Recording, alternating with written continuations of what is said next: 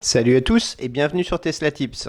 Dans cette vidéo, j'installe des vérins de fringues automatiques de chez Ancho sur mon modèle Y et je vous explique comment les installer. On va donc faire l'unboxing des vérins de fringues pour modèle Y. Je découvre avec vous, je ne l'ai pas encore ouverte. On a une notice. Voilà, avec des photos, voilà toutes les photos d'installation et le matériel. Alors on a ici le nouveau contrôleur, un tout nouveau contrôleur, complètement différent du look des contrôleurs précédents. On a le câblage, les pattes de fixation inférieure des vérins, les vérins eux-mêmes, voilà beaucoup plus court que sur le modèle 3. Le petit câble de sécurité que je n'avais pas dans le kit précédent sur le modèle 3. Donc là, il est bien présent. Le moteur de succion qui lui aussi est très différent de ce que j'avais pu connaître sur les kits de modèle 3. Beaucoup plus compact. Et donc le câble de sécurité vient directement dans le moteur de succion. Et le système qui vient se greffer sur le verrou d'origine. Il n'y a plus qu'à passer à la phase montage. On enlève le cache supérieur de la bassine qui n'est que clipsé.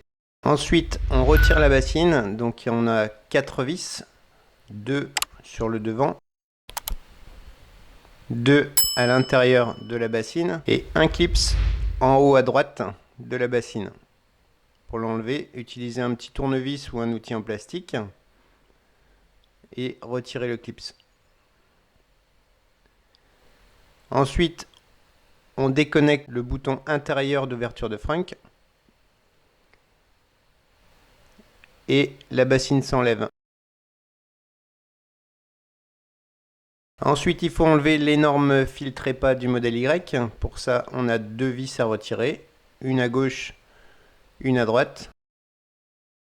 Voici à quoi ressemblent les vis. Et le filtre s'enlève.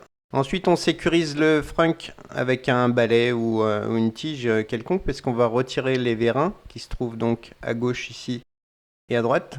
Alors pour retirer les vérins, on glisse un petit tournevis sous la bague à l'extrémité du vérin et on soulève légèrement. Ça aura pour effet d'ouvrir la griffe à l'intérieur, comme vous pouvez le voir ici, et de libérer la rotule. Sur le modèle Y, les parties basses des vérins sont très inaccessibles, donc je recommande d'enlever la rotule avec le vérin, c'est nettement plus simple. Elles seront de toute façon remplacées par les supports fournis dans le kit, comme ici. Donc left pour left avec le sens d'avance de la voiture. Donc left se met à gauche dans le sens de marche de la voiture, donc à droite quand vous êtes face au frein. Voilà, les vis sont aussi fournies avec le kit. Je recommande pour pas les perdre dans le fond du logement de les sécuriser ici avec du Chatterton en laissant bien sûr l'empreinte de la vis libre de façon à pouvoir y mettre le cliquet. Voici ce que ça donne une fois posé à droite. Pour la gauche, je recommande très fortement d'enlever ce clip supplémentaire pour pouvoir soulever. Alors cette partie se trouve juste sous le bouchon de remplissage du liquide de lave-glace. En soulevant ceci, vous pourrez passer votre bras pour atteindre le support en bas et le visser. Aussi, je recommande très fortement l'usage d'un cliquet et non pas d'une clé Allen classique. Ça sera nettement plus facile. Voici le passage du câble du vérin de droite qu'il faut amener sur la gauche puisque le contrôleur va se situer sur la partie gauche près du bouchon de remplissage de lave-glace. Donc voilà, les connecteurs arrivent à ce niveau-ci. Le contrôleur est sur le bouchon de remplissage de lave-glace avec les connecteurs juste à côté. Donc pour les brancher, on ne peut pas se tromper. 2 connecteurs complètement différents avec des détrompeurs. On ne peut pas les mettre à l'envers. Vérin de gauche, vérin de droite, vous pouvez les inverser, il n'y a aucun souci. C'est juste un signal on-off, donc peu importe. Voilà le connecteur pour le vérin de gauche. qui se trouve à droite quand on regarde face à la voiture, mais c'est le vérin de gauche puisqu'il est à gauche dans le sens d'avance de la voiture. Bien les glisser derrière le carré en caoutchouc puisque c'est un réceptacle d'eau, donc ne pas les mettre dans ce carré là. Le connecteur ici est le connecteur du câble qui va vers le verrou et le moteur de succion, et le dernier petit câble qui reste là sera pour le buzzer qui sert au réglage. Alors j'ai passé les câbles dans l'aile gauche pour les ressortir à ce niveau-ci, là où sera positionné le moteur de succion du kit. Et ce connecteur ira sur le moteur de succion. On le verra un peu plus tard. On passe ensuite au démontage du verrou d'origine. Donc avant de desserrer quoi que ce soit, identifiez bien la position du verrou avec du Chatterton ou ce que vous voudrez, de façon à pouvoir le remettre exactement à la place qu'il avait à l'origine. Ici je mets du Chatterton blanc pour que ce soit bien visible, sur 2 axes, comme ça je suis sûr de pouvoir le repositionner exactement là où il était. Ensuite on déconnecte le câble d'origine sur le verrou, donc on tire sur la petite languette rouge et le connecteur vient tout seul. On défait les 2 écrous et vous allez voir comment l'écrou est tombé. D'où l'intérêt du marquage avant de desserrer quoi que ce soit. On accède ensuite au ressort qu'il va falloir décrocher dans sa partie courte, parce que le verrou du kit viendra s'interposer entre le verrou d'origine et ce ressort. Alors le verrou du kit se met sur l'extérieur du verrou d'origine, non pas à l'intérieur. On accroche la petite pièce prévue à cet effet sur l'axe du ressort et on remet le ressort. Alors, par ce sens-là, c'est une vraie galère. Il vaut mieux décrocher la partie longue, raccrocher la partie courte, et ensuite on a assez de levier avec la partie longue pour venir raccrocher le ressort. Une fois le ressort en place, on vient repositionner l'ensemble en suivant bien les repères qu'on a positionnés avant. Voilà, je réaligne par rapport aux repères du début et une fois en bonne position, on resserre fortement les 2 écrous. Il faut ensuite brancher les câbles sur les 2 connecteurs, celui-ci en haut et celui-là sur le verrou en dessous. Donc à partir du câble d'origine, on utilise le câble en Y fourni dans le kit, le câble avec les 3 fils. On met le câble d'origine dans la partie femelle, on verrouille et la partie mâle vient se brancher là où était le câble à l'origine, donc en haut du verrou.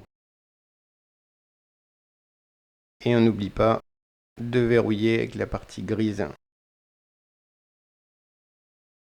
Pour le connecteur du bas, voilà, on a un connecteur un petit peu carré, c'est le seul connecteur qui ait cette forme dans le kit, et on vient brancher le verrou en dessous. On va faire la même chose sur le vérin de succion d'origine de la voiture. Donc on débranche le connecteur qui est sous le moteur et on vient mettre le connecteur en Y à la place de la même façon que sur le verrou. Donc le câble d'origine dans la partie femelle et la partie mâle sur le moteur.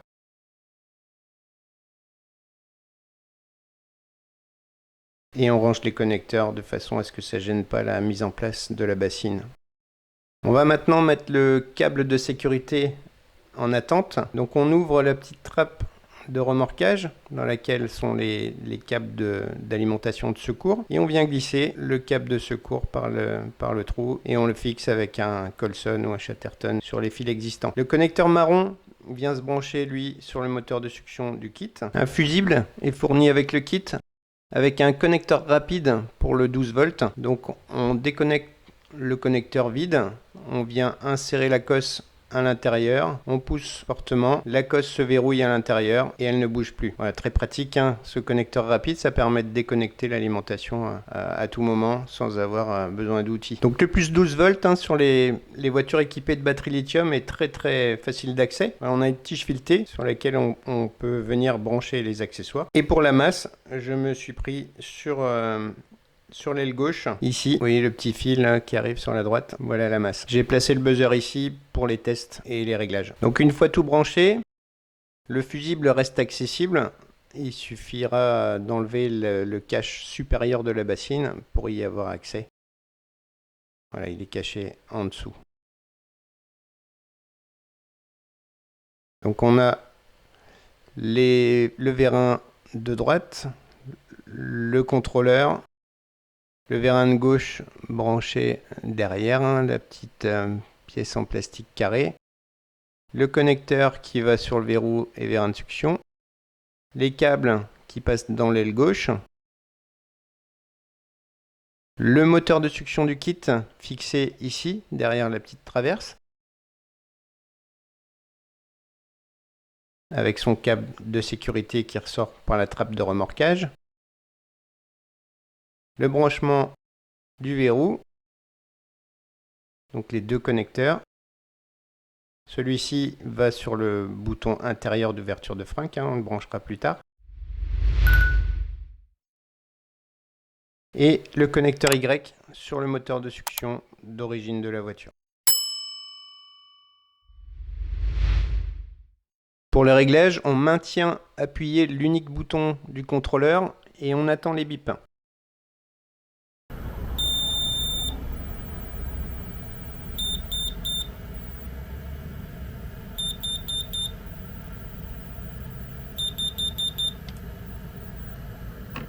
Donc le premier bip valide la position d'ouverture du frein dans sa position actuelle et les autres bips règlent la vitesse d'ouverture et de fermeture. Donc plus il y a de bips, plus ça ira vite. Voici la fermeture, ça fonctionne parfaitement.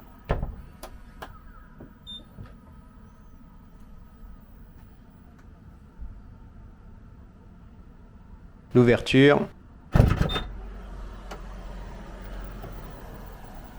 Nouvel essai bassine remise en place.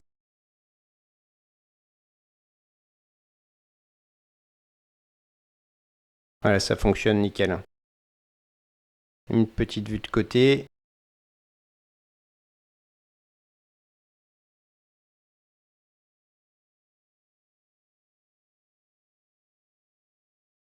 Alors bien entendu, ça fonctionne depuis l'écran de la voiture. Avec statut d'ouverture ou de fermeture du frein. Mais également avec l'écran 9 pouces en chaud et l'application raccourci pour laquelle je vous ai fait une petite vidéo il y a quelques jours. Je vous mets la fiche en haut à droite si ça vous intéresse. Dis Siri. Donc ces raccourcis nous permettent ouvre le coffre avant. Voilà, de faire un tas de choses sur la voiture. Et donc ça fonctionne aussi avec les vérins automatiques. Avec toujours bien entendu le statut sur les deux écrans.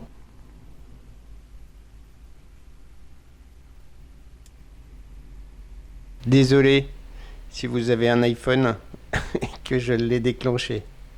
Je m'en excuse.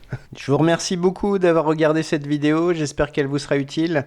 N'oubliez pas de laisser des pouces, des commentaires, de vous abonner et d'activer la petite cloche pour être averti des prochaines vidéos. À très bientôt sur Tesla Tips.